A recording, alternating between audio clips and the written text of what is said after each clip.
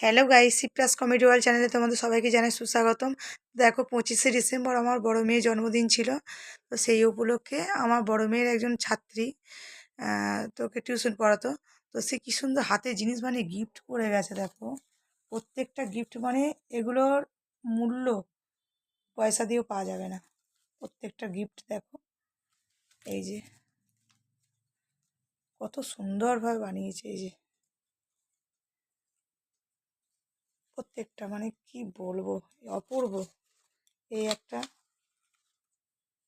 দেখো, এত সুন্দর হাতের কাজ। মেয়েটা খুবই গরিবের মেয়ে, তা বলেছিল দিদি আমি কিছু কিনতে পারবো না, কিন্তু আমি তোমায় কিছু জিনিস গিফট দিয়ে যাবো, তুমি যত্ন করে রেখো। তো সত্যি যত্ন করে রাখার মতো জিনিস। দেখো হাতের কাজ, দেখো কত সুন্দর। আবার সব করে পিছনে একটা আঁকশি করা আছে, এই যে যাতে করে দিদি সব ঝুলিয়ে রাখতে পারে। এই যে দেখো কত সাধারণ জিনিস দিয়ে। আর একটা ফটো নিয়ে গিয়েছিল মেয়ের কাছে চেয়ে।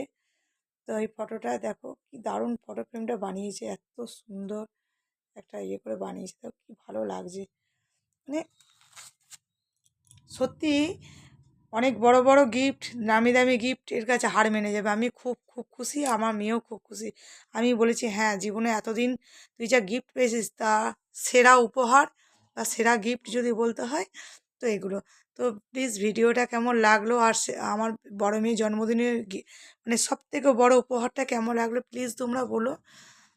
আর মেয়েটি খুব গরিবের মেয়ে, তোমরা খুব খুব আশীর্বাদ করো যেন ও পড়াশোনা খুবই ভালো, যেন খুব ভালোভাবে পড়াশোনা করতেও পারে। আর আমার মেয়ে বলেওছে তোর পড়াশোনা যদি কোনো যা কিছু খরচ আমার লাগবে বলবি, তো আমি তোকে হেল্প করব। সত্যি বলছি, এরকম প্রতিভা ঘরে ঘরে বেঁচে থাক। সাধারণ ঘরের মেয়ে, খুবই সাধারণ ঘরের।